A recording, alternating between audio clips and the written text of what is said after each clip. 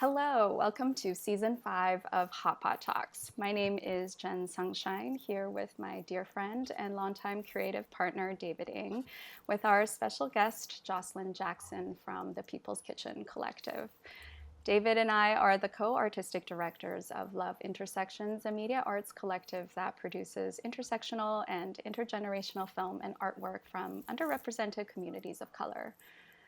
Before we begin, we want to acknowledge that Hot Pot Talks is organized from the unceded and ancestral territories of the Musqueam, Squamish, and Tsleil-Waututh nations.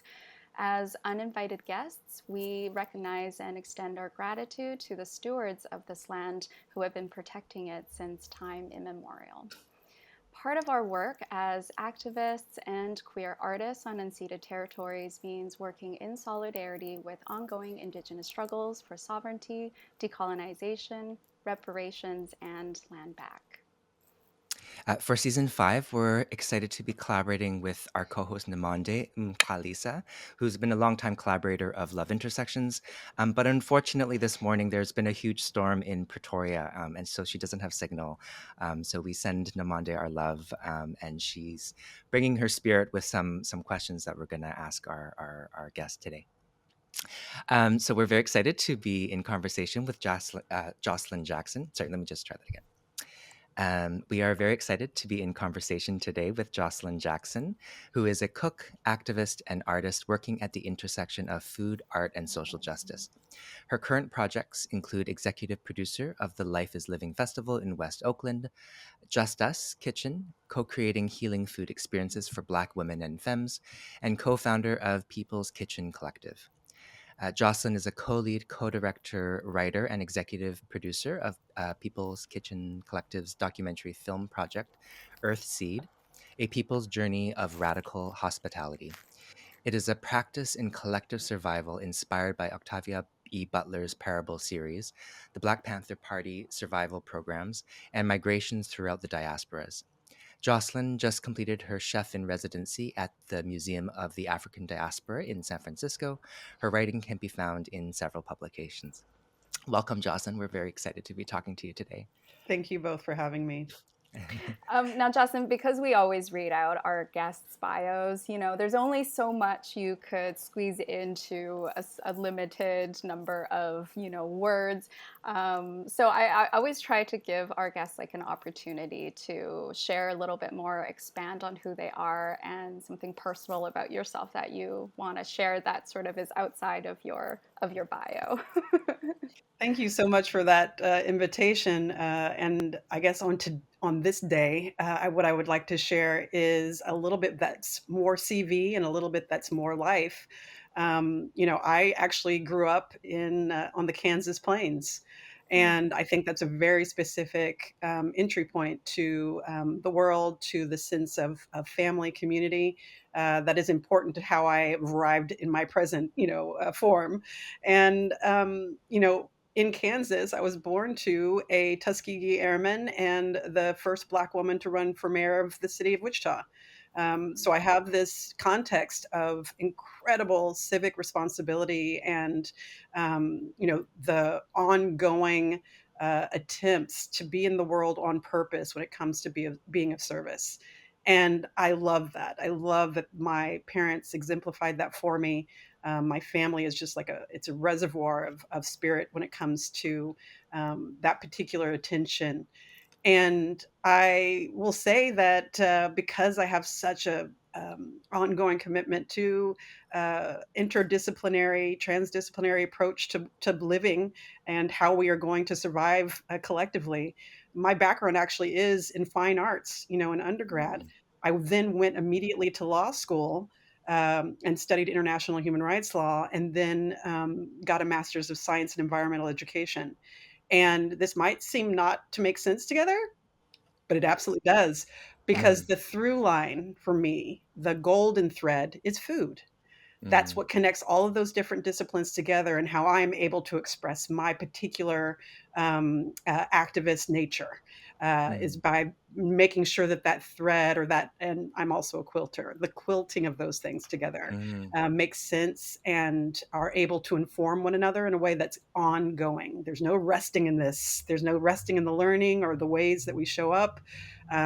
So I just wanted to share that bit of background to round out sort of, again, how do each of us get here? yeah, yeah. Jocelyn, maybe we could start with your work with the People's Kitchen Collective, and maybe just a little background in terms of why we're so excited about that. I teach.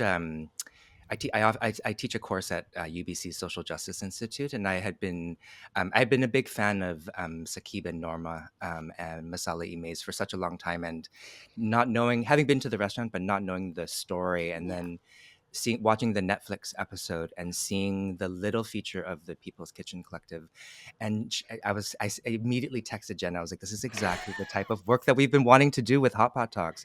Hot Pot Talks came out of, like, it was quarantine times, but we wanted to think about food, relationship, community nourishment through food practice. And then we started, after quarantine lifted, we started doing it more in community. And so anyway, I'm very, very excited about the work that you do. All of the inspirations around, like, mutual aid and the Black Panther Party. Yeah, maybe you could just tell our audience, like, what is PKC, and yeah, what are you guys doing right now?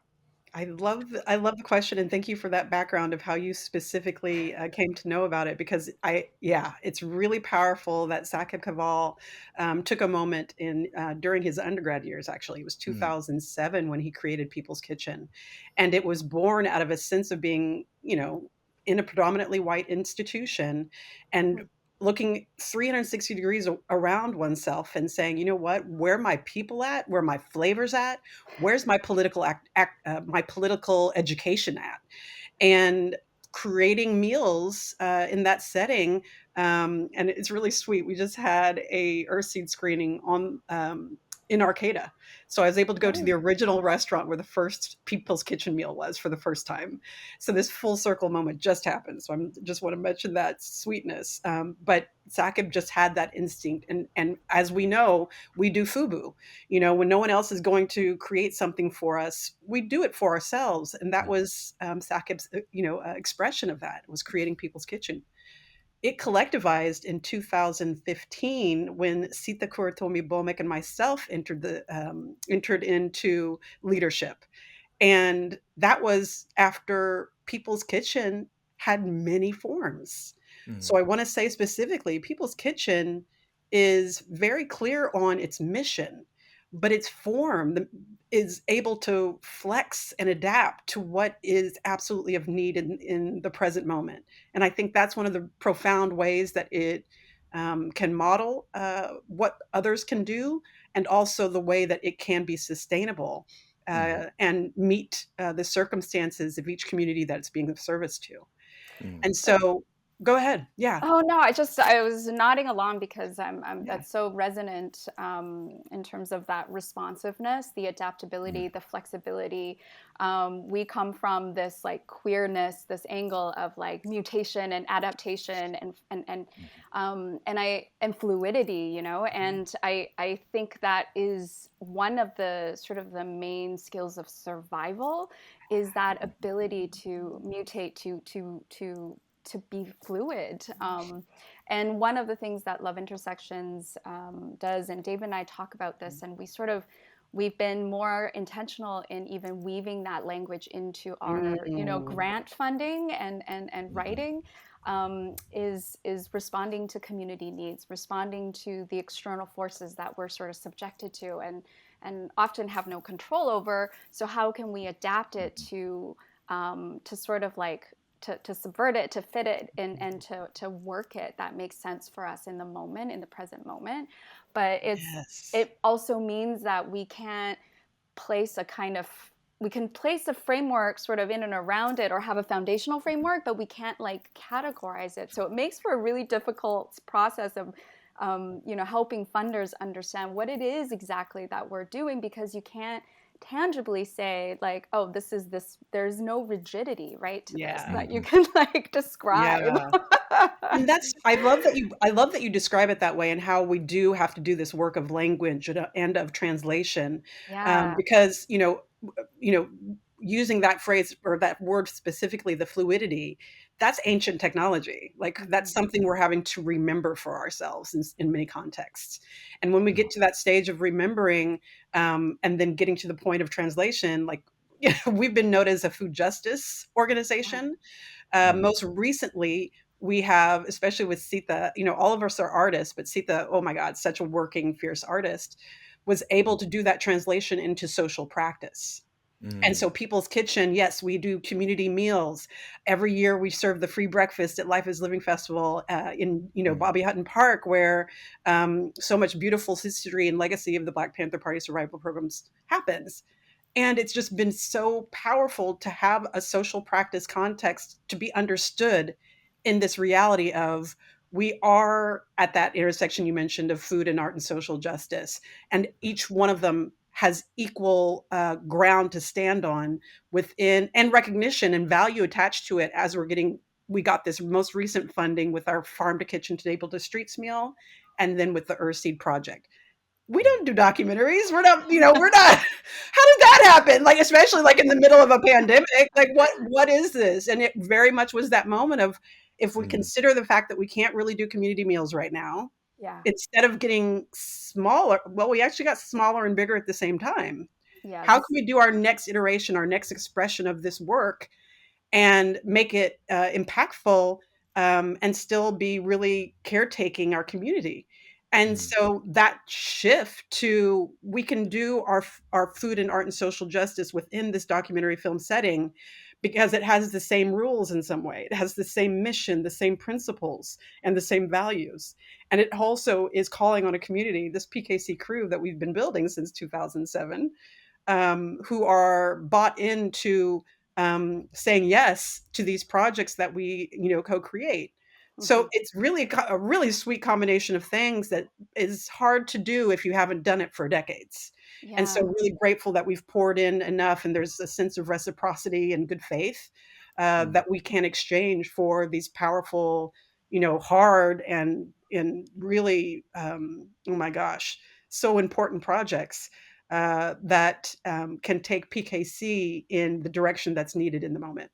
mm, Beautiful. I just want to, maybe you can paint us a picture. I'm thinking about like your approach and like the people's Kitchen Collective and your approach to feeding people, not just nourishment, but as you know, as you say, translation, as communication, as care work. Can you maybe paint a picture of what that looks Yeah, like?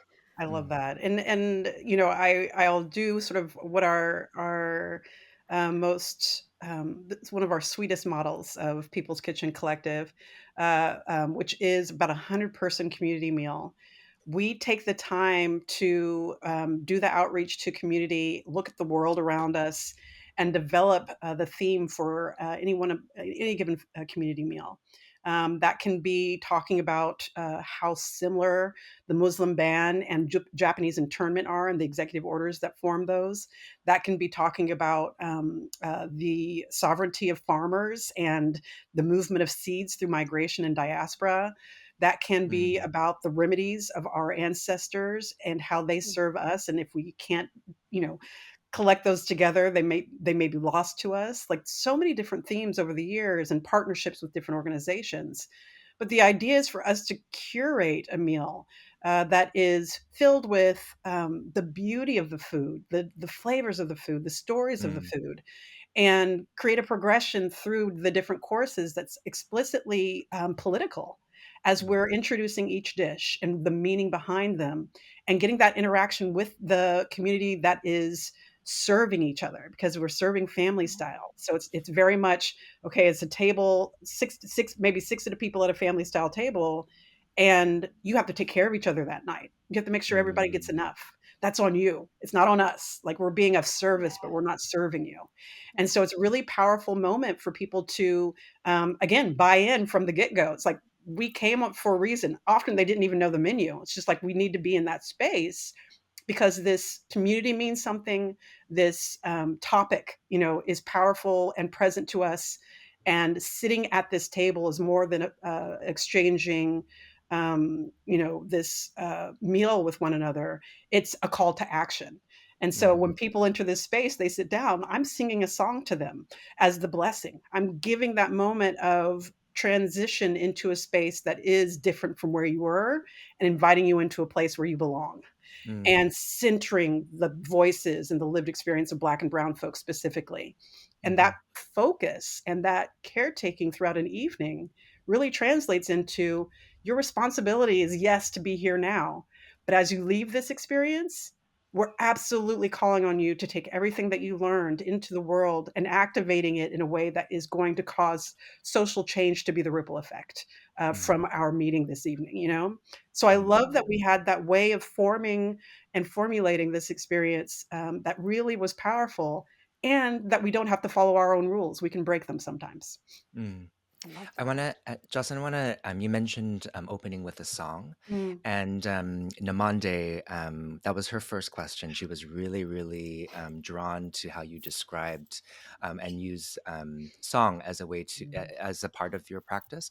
And I also loved, I pulled this quote, I forgot from which one of your many projects. For me, food is a prayer and a protest. It is a sacred practice inherited from all my relations. The stories of food inspire empathy and connection. Food is about relationships and survival and creating the future. Yeah, so I was wondering if you could maybe tell us about, tell us about your. You actually just made me tearful with my own quote. Oh. So thank you for that moment. So real. I think that I'm grateful for that question from her too, and sharing that back to me. Um, it's a family tradition. One, I grew Mm, up in a family. My mom is the oldest of 13 siblings. Wow. And so this was a singing family. It's like everybody has different versions of how do you keep your kids busy. Our family, it was singing together. And you can imagine all the hijinks that ensued, but it's really this powerful tradition of, we knew from womb that singing is something that is a powerful way for us to be bold in our presence and expression and messaging of our in some directions faith or spirituality, in other mhm, directions politic, and just the protest song of it all. Like, there's this mm, weight and substance to song that can really make any room different. And Hmm. mm, knowing that that blessing is something that can create that in people, we definitely were like, this is part of how we do our work, is to invite people into that space with us of, it's not, we're expecting something from this. It's not Hmm. light. It's not static. You're not expected to simply ingest. This is a reciprocal moment. This is a moment of exchange that is incredibly bound to our spirits. Like, this is one of those things where we talk about ritual a lot in our work. Yeah. Is we want to create intentional rites of passage from one moment to the next as human beings, that mm, collect our spirits together and see more clearly how we are interconnected. And song does that so often. And I'm rolodexing through all the moments and all the songs that have been sung over mm, the years, and with who and why. And one of the ones that comes up most is the one that's Ella's song, by Sweet Honey in the Rock. And that Hmm. song is very much about the steadfastness that all of us are mm, taking on, the fact that we won't rest, but absolutely we will take turns in that not resting, of phasing one another. Like, the ancestors and the elders have said so much through these songs. That transmission is for us, and I Yeah. love the grace of offering it as a way to begin the work that we're going to do in any given setting. mm. Beautiful. Sweet Honey and Rocks. Did they have a song called Mm. Echo? Ooh, Yeah, echo. I and I wonder. don't know. It's I'll find it later. I'd have to, yeah, I'll have to look at that one Yeah, up yeah, for yeah, yeah. I sure. think it's one I of my wonder. favorite songs.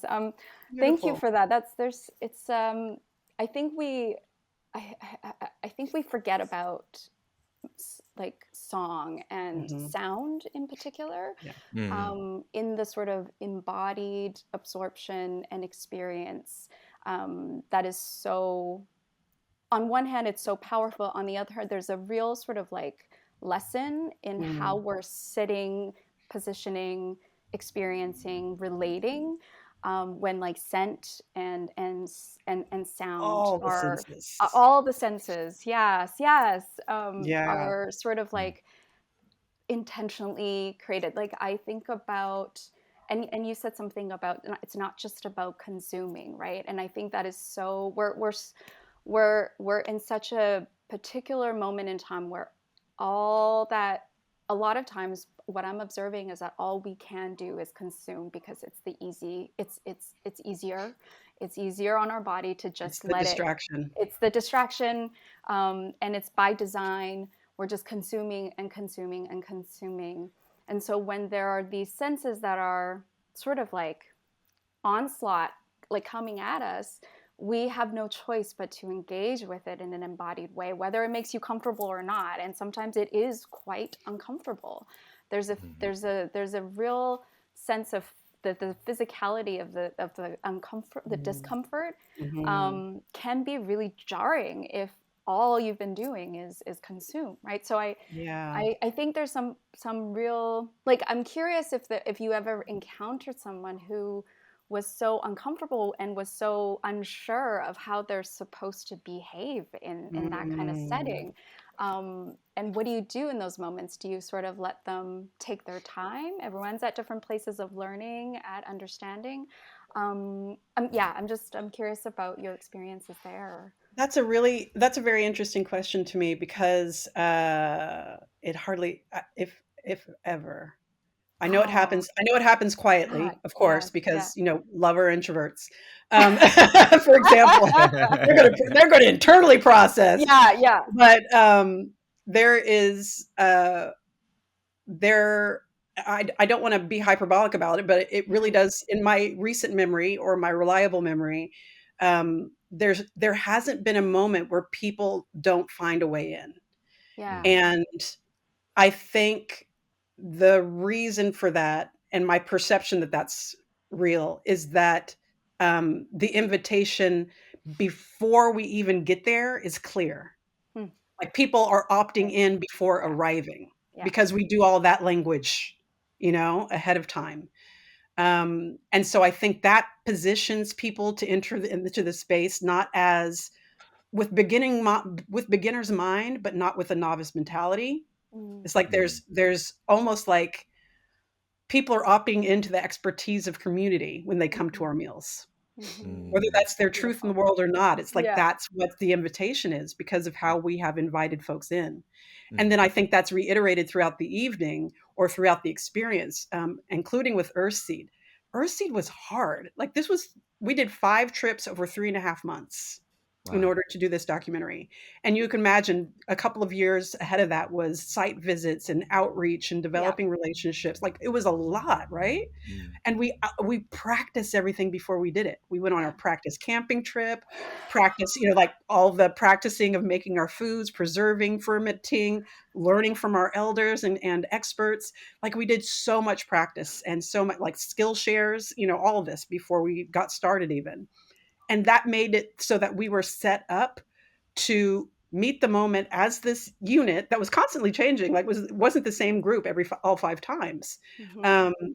and but we'd built trust. Yeah. We had given each other the assumption of or the benefit of the doubt, as we were building, over a decade of being in crew relationship together, but Yeah. also the very intentional way of setting up this experience so that when you can only plan so much before you just gotta do Yeah. it. You just jump in. And as we were doing it, we had these moments of, COVID exposure or, oh my God, I just need a break. I just need a moment. But and using that word, we didn't actually break. We bent.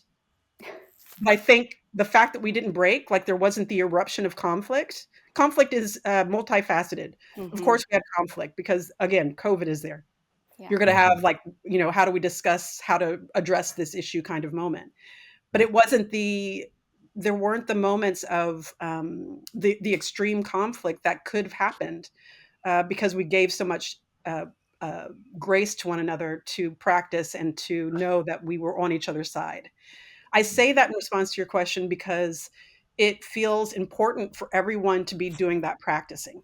Yeah. It feels important for everybody to be doing that version of invitation, of creating the language that will serve, creating community to be in a stance of collective survival together. Mm. We can't be silent in this moment. Mhm. We can't assume in this moment, and we can't go without a plan or practice. We have to be doing all that actively because not only do we know what's coming, we know it's already here. And so Mm. Earthseed is a vehicle for sharing that out as well. We want to share the experience we had. We want it to be the propulsion. We want it to be the velocity for folks to turn to their own lives and get to Mhm. work. Yeah. Yeah. Mm. So tell me about Earthseed. Tell me more Oh about dear, my it. goodness. Earthseed is just I often say that the work I'm so grateful for the work that I do because it has that balance of it requires a lot, but it gives back a lot in return. So my reserves are usually pretty balanced in that, and that's extraordinary to me. Um, Earthseed is a project that is sourced from uh, Octavia Butler's Parable series, Parable of the Sower, Parable of the Talents, and even Parable of the Trickster, which was the incomplete third book. And Mhm. they think actually there were going to be many more, but that's the one we know about, that we referenced in the film.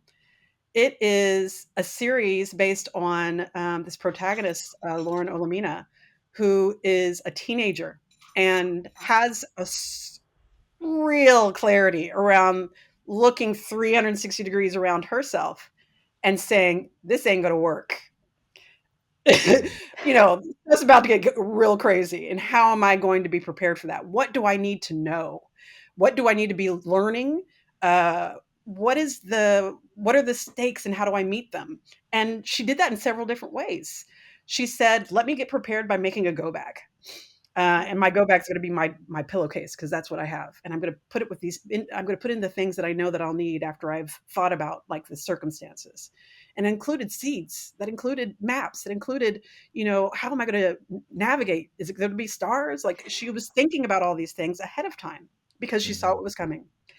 And this world that she was living in is not they often say Octavia is a prophet, and it's not that she was a Mhm. prophet. She said she just extrapolated from what she was experiencing. She just Right. gave it 30 years to grow and wrote that. And so she wrote our present. Mhm. Whether it's the presidential candidate saying "Make America Great Again," or the Mm. fires in February in LA, literally in 2025, is in the book. um, she was able to share with us information that we needed. And so we felt, as we were reading this book, for years we've been wanting to do something about it. We thought it was just going to be a community meal, but it turned into, because of circumstance, this project Mm. where we did an approximation of the journey north that Lauren ends up going on with several different characters, from the LA Pasadena area up into, they did Arcata. We stopped at Mendocino Woodlands, and meeting with community partners all along the way. Mm. How are you doing life right now? How are you doing survival right now? How are you doing community right now?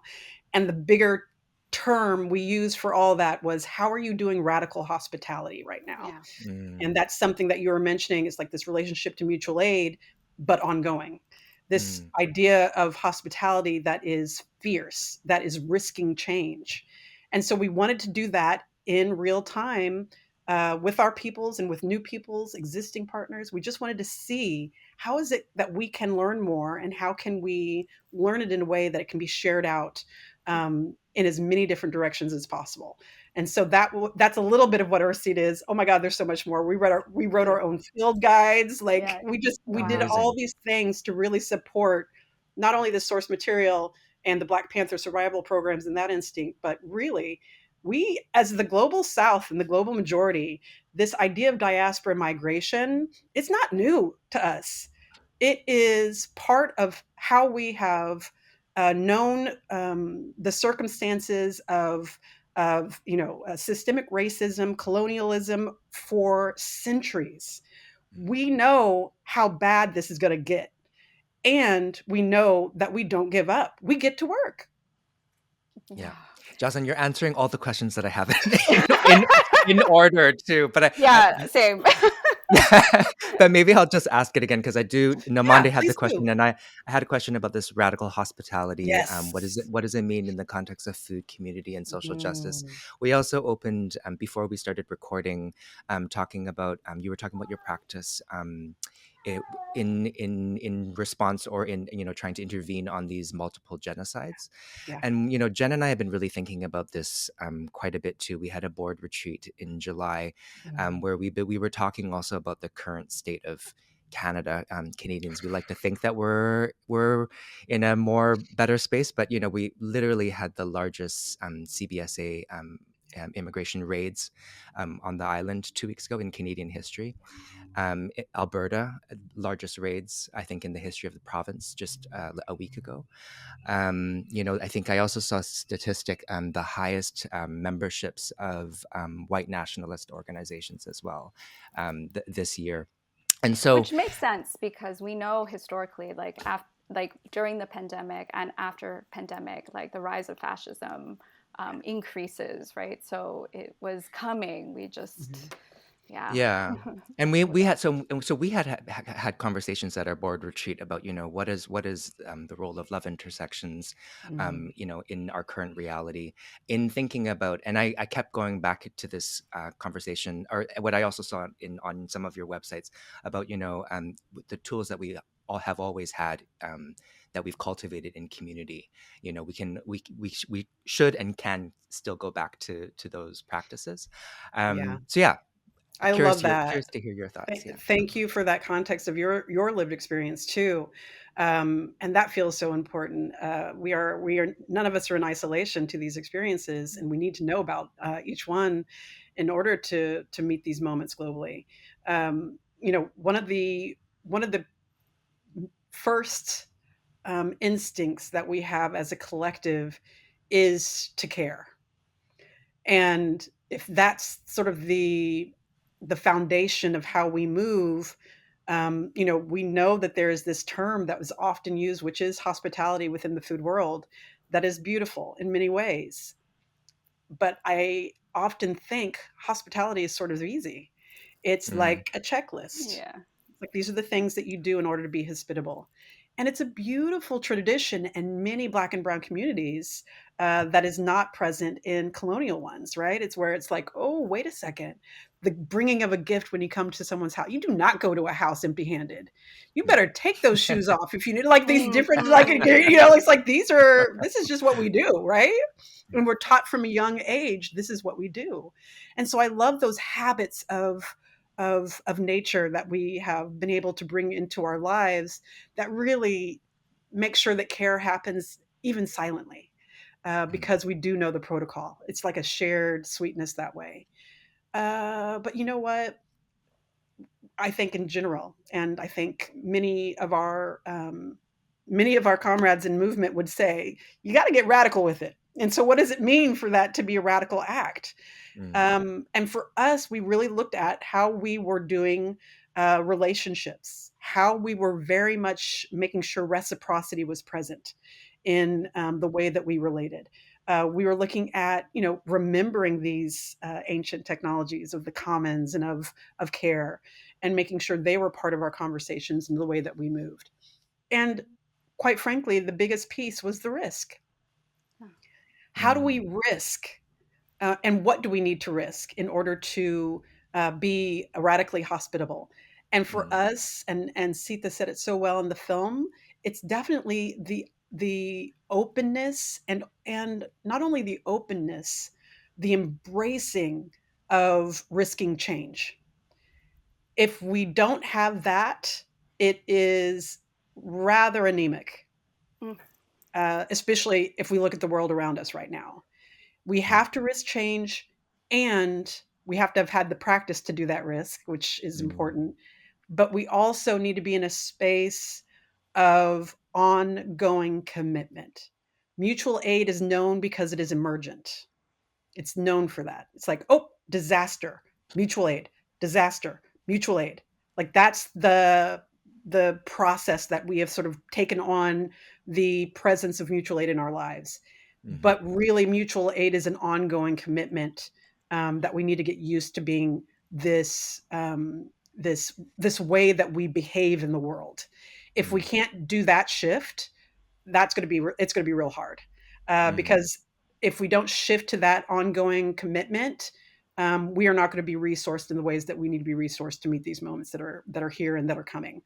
mm, And I love that we can have a phrase uh, to place this dynamic in, and bring to different audiences through this film, because then everybody can define it for themselves, mm, which also feels like an important part. It's like we're going to offer this, but then after you've experienced this film and what we share in it, and match it to your own lived experience, what is radical hospitality to you? And I actually want to ask mm. both of you Yeah, that. yeah. Like, what's your instinct in this moment, having all the conversations that you've had? What is radical hospitality to you all? You know, Well, it's really what immediately came to mind when you asked that is I'm thinking about, and I immediately think about the people in my life because Mhm. I'm formed by the relationships that I have. And David, I immediately think about Laura Cuthbert, whose entire life's work is dedicated to accessibility.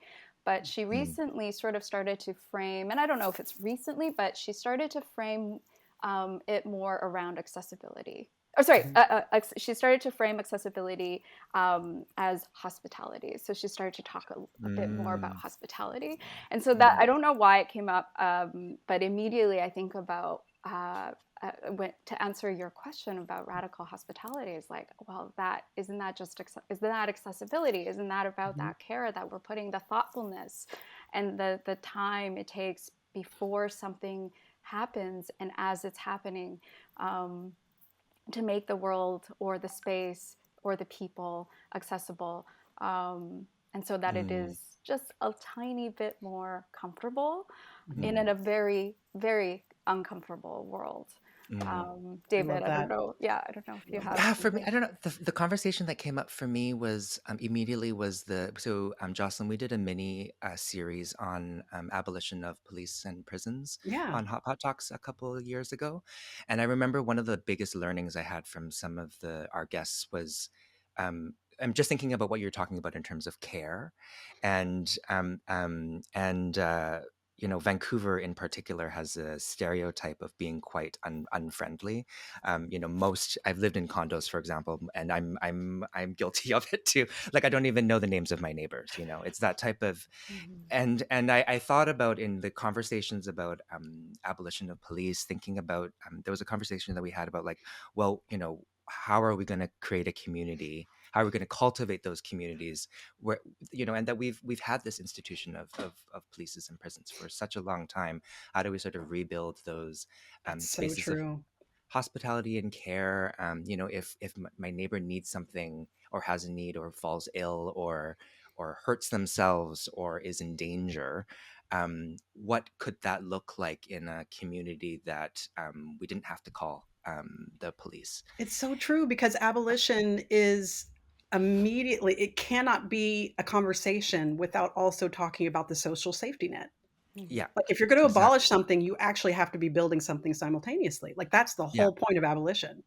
And yeah. so that's why I turn to this part of your question, which is, if we have a sense of what radical hospitality is for ourselves, and we have a sense of what we are capable of in our lives, what our skill set is, what our Mm, projects are, whatever our vessels are, that we can leverage in any particular direction, I then want to see, okay, this film is, I'm really glad that we did this film, but how does it connect to all of these genocides that are happening Mhm. across the globe? How does it relate to the fact that, in addition to land acknowledgments, we need to start doing genocide acknowledgments. Mhm. Like, the genocide is ongoing on both of our lands right now, that started hundreds of years ago. We have to map our minds to the subtlety and the real extremes of what it means for human beings to presently be okay, hmm. with trending toward death instead of trending toward life. Because that Right. ultimately is the decision maker for me. If we're in Mm, a space where our political systems are taking so much responsibility and complicity in these genocides, mm, what does that mean about the character of our society, and what our responsibility is to make it stop? Because mm, it is absolutely horrifying to me that this can happen for 2 years specifically in Palestine, Yeah. let alone in Sudan or Congo or Haiti. This is an emergency. This Mm. is shutdown level in the pandemic, Yeah. but our collective consciousness isn't there yet, right? And Yeah. so everything that we're doing, like we need to be so loud and specific with the language that people can hear, with the sensory experience, like we were talking about, that Mm. people can feel or taste, that's triggering this collective moment of, oh, we got to shut this shit Yeah. down. You know what I Yeah. mean? Like It's that's urgency. the stakes. That's the Yeah. stakes. And Yeah. so I love that we can, in the midst of that, create this joy and this beauty that's inherent to our projects, because Mm. that also can be a part of this experience. I Mm. want my version of the world that is the future to be incredibly colorful, to be Mm. incredibly fit for the joy of play and pleasure. That's still possible even in this stark reality that we're in, because we make it that way. We Hmm. choose Mm. for that to be the reality of how we progress as a society and as people that know that we're connected to one another. Mm. Yeah, that's super inspiring. I'm immediately thinking about the ways in which my immediate circles empower and support each other in these moments Mhm. where there is a recognition because there's a knowability. They know me, I know them. There's trust, there's social trust built in that we've worked at and worked towards over time because that takes time. But in those moments of, let's say, in my definition of radical hospitality, they know Jen, even though her job in this moment, she might have to host or she is hosting. Therefore, she has to make sure A, B, and C. But because they're stepping into that, they know that they recognize and they're stepping into that role of supporting me, they could take some of that response. So we could share the burden, and it's not always a burden, but we can share the workload Mm. equal across each other. And it's really, and when I see that happening in public, at event spaces, at dinners, at parties, at dance spaces, um, I'm, I'm, I never know how quite to like transpose that in a sort of iterative, in a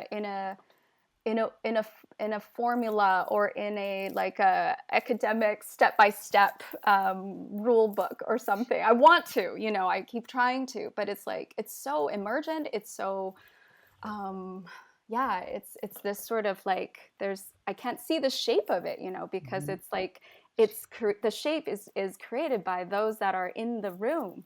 So Mhm. I don't know. I'm still mulling over your question around what my definition of radical Yeah. hospitality is, but I'm thinking about those relationships where we're helping each other out despite our roles, our Mhm. designated roles, what we're paid to do, what we're supposed to do, but it's actually stepping outside of those boundaries, those roles that actually is, I feel, the most transformative for me because I'm like, you're my people. You see me and I see you.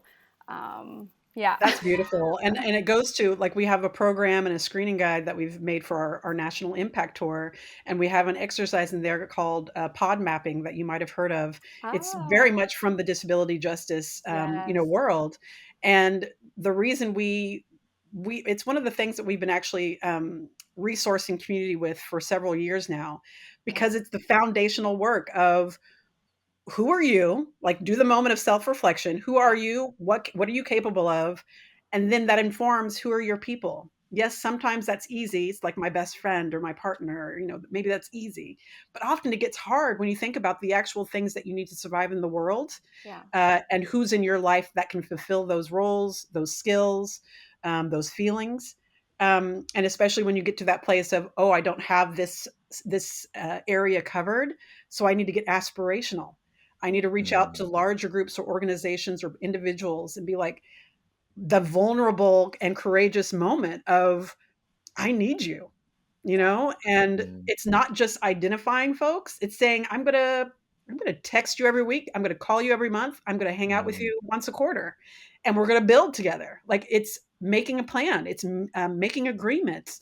It's aligning values Mm. ongoingly. It's Yeah. not something we Mm, rest in. Yeah. And so that being something that can activate folks to creating their own formulas about mm, how they want to be in the world and practice, being in a community that survives together. And yeah. I think also it's why we're writing a book. It's long overdue. It's long overdue, but it is part manual, part cookbook, Oh, and wow. part like artist monograph Yeah. because Yeah. Yeah. it's multidisciplinary, right? And Yeah. it's meant to be, how can there be a million people's kitchens in the world? How Hmm. can Mhm. there be, everybody has their own version and scale. Like it could be for your home, it could be for your, neighborhood street, it could be for your family, it could be for your city. But um, what is it that we can formulate from each of our projects examples and make Mm, something that makes sense for our lives, mm, that is actionable immediately, relevant immediately, and is getting us to that point of being skilled up to be in the world that we currently are in. mm. It makes me, Jocelyn, it makes me think Jen and I have learned this the hard way too. But in terms of just um, we've been in several. What's coming to mind when you're describing these, cultivating trust in relationships is so oftentimes like in sort of the projects that we are doing, arts projects that we're doing. Um, it's hard to sort of communicate to our partners that it's not, we can't just have meetings. We actually have to spend time, you know, like breaking bread together, and that's not just, socializing is not a waste of time. It's Right. actually, in It's the fact, point. before, it's the Yeah. point. And Yeah. even before we actually jump into the what is Mhm. considered, legible, quote unquote, under capitalism and productivity, before we get into that, we actually should actually spend some time building trust and building relationship. And yeah, Jen and I often talk about this because obviously, it's hard to also communicate this to funders too sometimes, right? Oh my They're God, like, yeah. what do you mean you need to have, spend all of this time having dinner together and spending time and doing all of, this relationship building? Well, it's like it's fundamental. Yeah. And I think that's really been an interesting part of our process with funding as well. And we Mm, need to talk about it. Like this is one of those places I really like talking about money. Um, uh, I like calling it out for what it is, and I also like how we can communicate about how it's redistributed. yeah. Hmm. And it is important to me that there is, within the arts field specifically, there has been a reframing of what's important. Yeah. And there has been the inclusion of, you know what, we're not just saying, hey, here's some money, good luck. It's, hey, here's some money. Here's also access to an attorney, a financial Mm, planner, childcare, resources to, have those dinners. yeah. It's a full look, Yeah. again, more in the realm of what are our social safety nets that's going to be required than has been prior. It's like, how, because funding institutions already have an infrastructure that includes those places of help and assistance and support, how can Right. they leverage it? And they are now leveraging it in really beautiful and powerful ways. It's not just about money, it's about understanding that we're whole people, whole communities Yeah. that are going to be interacting and building something together. And Yeah. how can that be more successful because of the sharing of those resources? Yeah. Hmm. Mm, I love that. I want to go back to Octavia Butler and Yeah. because when you were describing your film, I was weirdly, because I'm playing a lot of video games right now. I'm back. I'm back, and I was away for a very long time. Was like, I don't have time for this. I'm just like in my work, but I've really picked it up again. Mhm. And when I first started, this was like 15 years ago, or maybe, Mhm. yeah, 15 years ago. One game in particular changed my life. It was a three-part series. One's called, there's Flow, and then there's Journey, and then I forget the other one. But Flow in particular, Flow and Journey changed my life. I cried at the end of Journey. Oh my But gosh. flow is beautiful because you are just a gust of wind. And actually, no, flow, flower, and journey. So I've been hearing yeah, about games like yeah, yeah, this. yeah, Somebody yeah. said this is So your entry point, yeah, Jocelyn. oh yeah, yeah. And you're a gust of wind, and all you do in this apocalyptic world, all you have to Mm, do is drop seeds. You're a gust of mm, wind, and you're dropping seeds along the city, along the wasteland, da, da, da, da. And I was like, what an incredible concept. So I'm back playing video games, and I'm thinking in particular about a sort of like apocalyptic setting. And this is where I think like Octavia Butler, speculative Mhm. fiction, science fiction, all of that can be so profound when you're talking about time, and the predictions that she's had. And it's like, well, time is a Mm, circle, so it's of course it's all in this sort of circular motion movement, back and forth. We're in it. Um, and I'm thinking about all the, so your protagonist and how she's visiting all these Mhm. people, mm, organizations, partners, some known, some unknown. It's like, well, that's what I'm doing when I'm playing video Mhm. games. It's I'm mitigating, or I'm navigating my own sense of trust when I am encountering people and groups in a Mhm. video game, in a post-apocalyptic setting. Mhm. Um, You know it's what? it's Oh, go ahead. so Keep fun. No, keep no, no. going. It's, I don't know why I immediately went to I'll gaming, tell but it's, I'll tell you why. I'll tell you one of the reasons why if you want to tell hear. me, I'm going to tell please, you. please.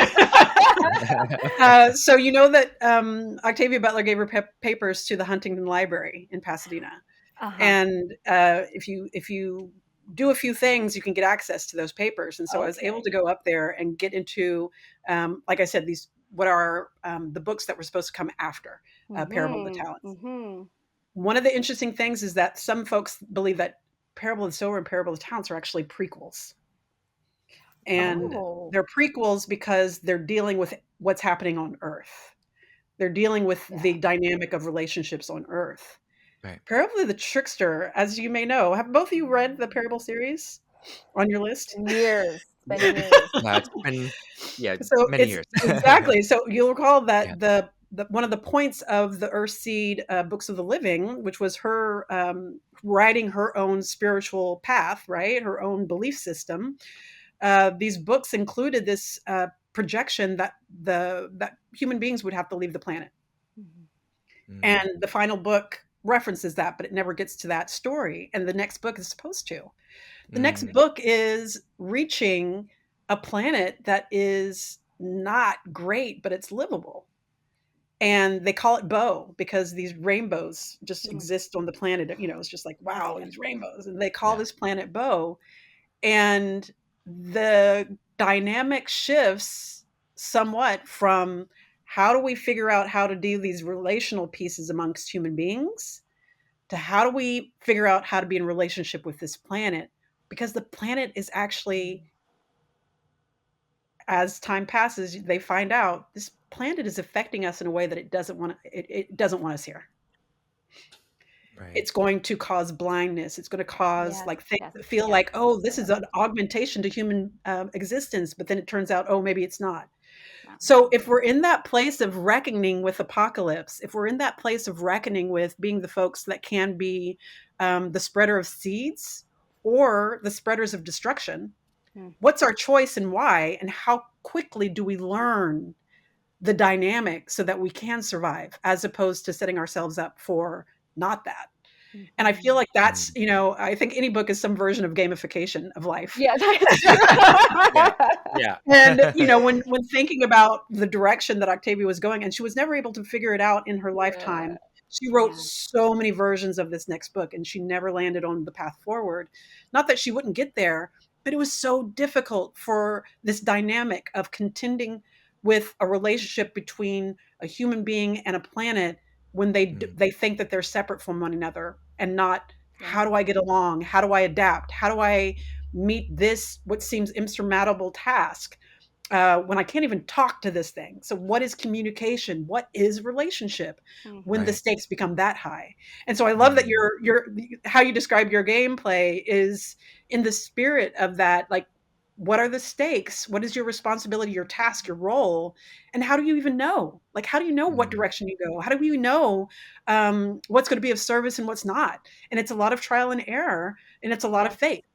And if we don't have the practice and the opportunity to be in this place of exploration, we don't really find out. And that's basically me taking on that responsibility for Mm. myself.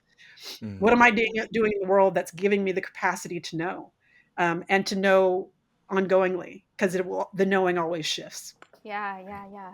I love that. I do find it particularly fascinating that I'm back to gaming, but also doing like gardening at the same time. Like I've picked up these two things, Mm, and they're happening like simultaneously and like informing each other.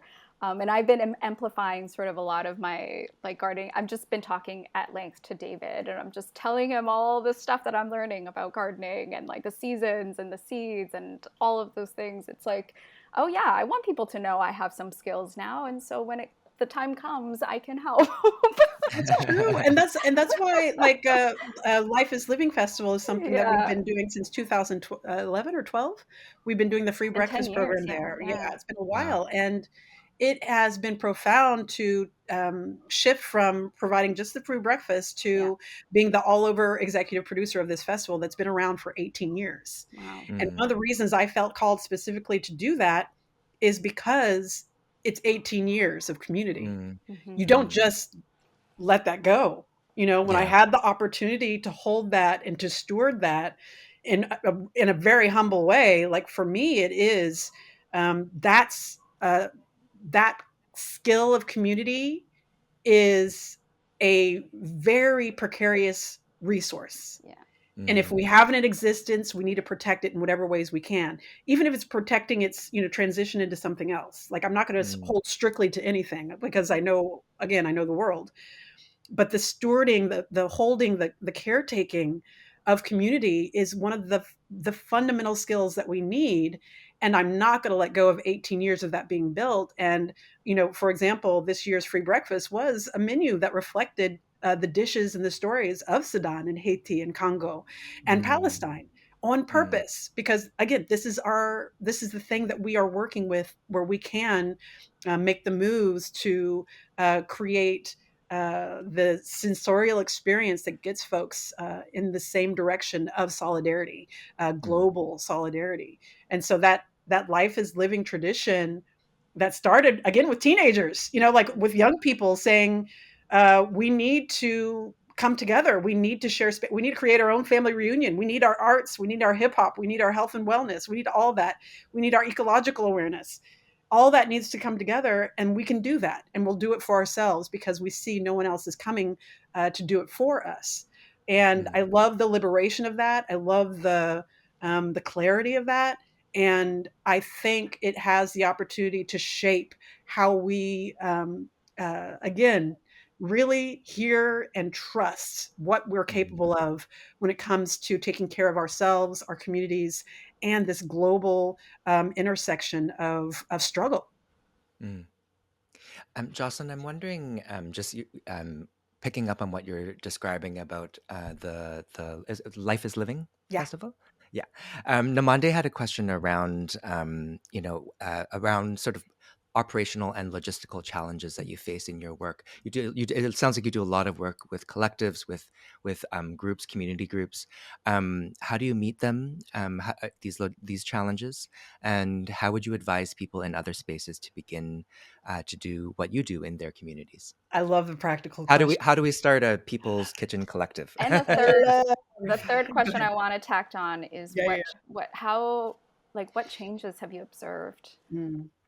over the years? Mm, What changes within sort of the operational logistical piece, or more broadly? Yeah, yeah, both, but yeah, Okay. I'm Okay. curious. Yeah.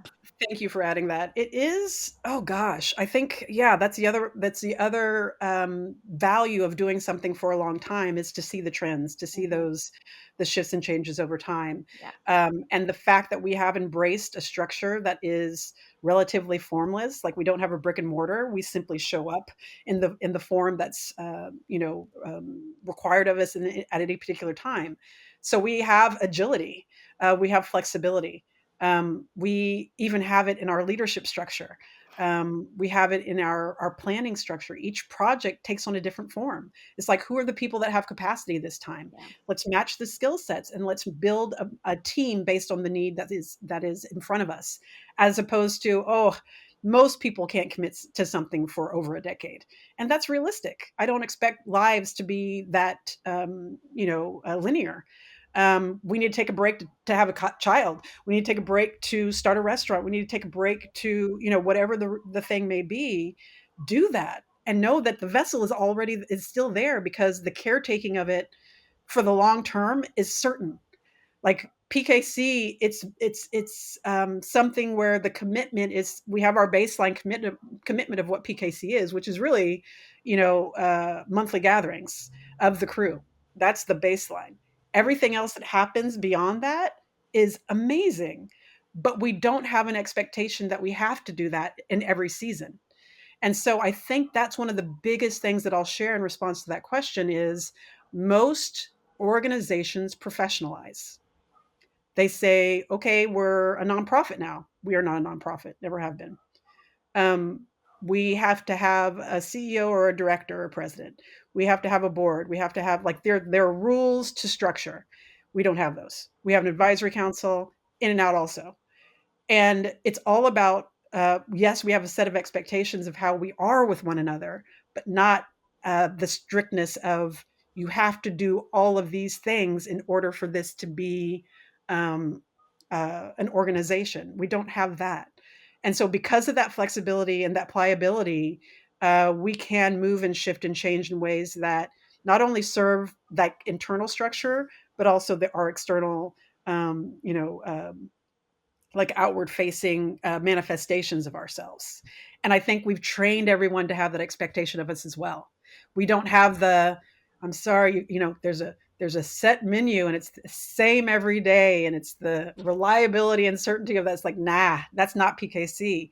Like I said Mm. before, literally people may not even know what's on the menu, but they're going to come because we've set a certain expectation that we're going to take care of you, and we're going to provide an experience that is something that is of value because of how we have shown up prior. It's not just about this now, it's about the trust that's been built. And yes, this is going to be something that is important to experience. And that um, commitment over time to educating our audience about who we are and how we can be, and for folks to have loose expectations about form, is a big part of our sustainability. Mm. And I Mm. encourage it. Like, there's something to be said for changing people's minds about what consistency means, Yeah. about Mm. what reliability means. Because if it is same thing every day, that's hard. And we Yeah. we know in the food world specifically how hard that is. It's Right. almost to a Mm. level that you can't meet it. Everybody's having a hard time Yeah. within the food world meeting that model. And so I'm so grateful that we gave ourselves permission. At one point, I think we were closed for 1 year, closed. We didn't do any programming because the pay what you can tickets were starting to be scalped. Ah. We're like, "Nah, that's not it, y'all." Like, Yeah. Yeah. the community around it, the Huh. audience around it shifted because of, Yeah. some press and some, Yeah. knowing of it, and we're Wow. like, "We need to do a No. reset." Right? And Right. so we knew we're good. We're not about, what the expectation is of how we need to show up. And so it gives us a freedom, to make, the choices that suit our ongoing Mhm. presence, and also respects the vision and the values of what we do. Mm. I think Beautiful. I Love didn't that. completely answer all the parts of your question, but the other part that I want to add to that is what has specifically changed is there is, and I've mentioned some of this before, but I want to go back to it in case it does some filling in of pieces. Um, the leadership has changed all along the way. Mm. Um, that didn't mean, because that there's often a cult of personality where if the Mm. Yeah. leader leaves, then the organization also does. So again, if you set the expectation of collective and of rotation, Mm. an organization can survive Right. beyond a personality, Mhm. right? That feels very important. Like, Mhm. Mm. because there's often an ego attachment to I built this or Mhm. whatever. It's like, Mhm. nah, that's not it. That Mhm. is not the vibe Yeah. here. The other thing that shifted is we go from 0 budget to, some melon money. Yeah. Yeah. And so Mm. what does it mean to shrink or expand to that kind of budget fluctuation? We just do. We are really good at right sizing. We're not Mm. going to go to a point of going into debt. Like, we're not, because again, money, we know what money is. It's also a setup. Yeah. It can take down organizations that are essential to communities because you buy into a structure of loan or of, whatever it may be that gets you to a tipping point. We just don't go there. If we don't Yeah. have it, we don't do it. And again, that Mhm. gives us, again, we've done that education of we don't always have to be showing up. We can take a break, we can replenish, we can look around, we can right size. And that, I Mhm. think, permission that we've given ourselves and our community to hold us in that way, amazing, amazing. And don't take it lightly that that is something that it feels very like filled with grace, Mhm. that folks are able to move with us that way. And so those are two big pieces of change that I think are important to tend to when it comes to creation and maintenance of organizations and Mhm. projects, because Mhm. the expectation of how things are supposed to be will more than likely end something before it even begins. Right. Yeah. Right. I have another question about related to change, but it's not so much about the organization. It's more about an ingredient, Mm. sort of a fun one. What is there an ingredient that has Mm. changed the most? And then to add to that, is there an ingredient where your opinion of that ingredient has changed the most? Oh, that's a good one. An ingredient that has changed the most. You just put my mind on a roller coaster. Whew, I'll try to come down. I'm gonna say I looked to the right when you said that because there's an ingredient in Uh-huh. my sight line, so I'm gonna go Yeah, with that one. yeah. And it really is, the fact that such sweetness. I'm telling you, the other part of this is, relationship internally to PKC, like Sita, Sakib, and myself love each other. We just do. And that's something that's Mm. also very specific. You all have that too. Like there's something real about when your leadership or your team is invested in a way that is personal Mm. and Mm. political. Mm-hmm. And so our play together is informed by our lives. And the creative vision of specifically those two partners, to me, and I think they're both brilliant. I think they're geniuses of both, of all three: food, art, and social justice. And so every once in a while we've had these times of being able to do projects together, but we also did create something called PKC flavor crystals that What? maintain no matter what we're doing. And this recipe it would be probably considered in the curry profile, right? A curry Okay. flavor, a spice combination. But ours, I like to say, it tastes more like decolonization and a grandma's hug. And it's very much Amazing. like this combo of spices. Like I I did the love it. first version, and we're like this too, the three of us. I did the first version, like the draft, and then like Sakib comes in. He's like, a little bit more funk. Let's put a little bit more black salt or a little bit more asafoetida, or like whatever it may be. And then Sita is like Yeah. the final taste. She's like, this is it. Wow. And so I love that we created this together many years ago. We created this recipe, and we have done batches of it over time. But it's the ingredient that we chose to put in our go bag because Huh. everybody's like, go bag, flashlight. Yeah, that's true. But where's the You spice? could Like, where's the yeah. heat? So this flavor crystal goes into our go bag, and it's the gift that we gave to all of our community partners along the Wow. path. And so Oh, it's such a amazing. beautiful story of all of our cultures coming together because all of our cultures are in this blend. Mm. Mm. And it's also this expression of love that we share out to folks. And it's the insistence, again, that we can have a joyful and delicious survival. There's nothing that's Mm. keeping us from that if we change our minds about how we get there together. So that's what I'll say in response to that question in this I love moment. But that. my mind just went to all of them because I'm like, oh, the story. And if you saw my go bag, like I'm sort of competitive with myself. I have Uh-huh. a delicious go bag. It has all the good Yeah. things. Ooh. It has the emergency things. It has the, Yep. it need to survive. But it also has the things that are like, oh, this is going to be a good 3 days or 2 weeks or, whatever it's needed for. Yeah. Because I want to give myself the gift of that when there is going to be mayhem or the unknown. I want Yeah. to know that my go bag, my past self absolutely is looking out for my future self. Amazing. Thank you for that. Um, Jocelyn, we always end our Hot Pot Talks conversations with this question, and that is, what is your favorite hot pot ingredient? Oh, can I tell on myself a little bit? Yeah. So I don't know. I don't know that I knew that I would be this person, and I'm very delighted that I am. I am absolutely a K drama junkie. Absolutely. And I love it. And so there's been this incredible infusion because K dramas are beautiful for the food component specifically. Oh, Like the yeah. Yeah. food going Yeah. on is Yeah. just wow. So my mind went to that when you asked me that question. And I'm going to say in this moment, again, a lot of things come to mind, but one of the things that I am insisting on being part of my go bag and my the culture of skill development that I have when it comes to how do I do preserved, dehydrated, Hmm. foods, for myself. It's all the mushrooms, Oh, all Mm, the mushrooms. same. Like it is, I yeah. can't even imagine a world where I don't have access to these fruiting bodies. Not only Mm, because they are delicious, Mhm. but there is something profound in the literal and figurative of mushroom.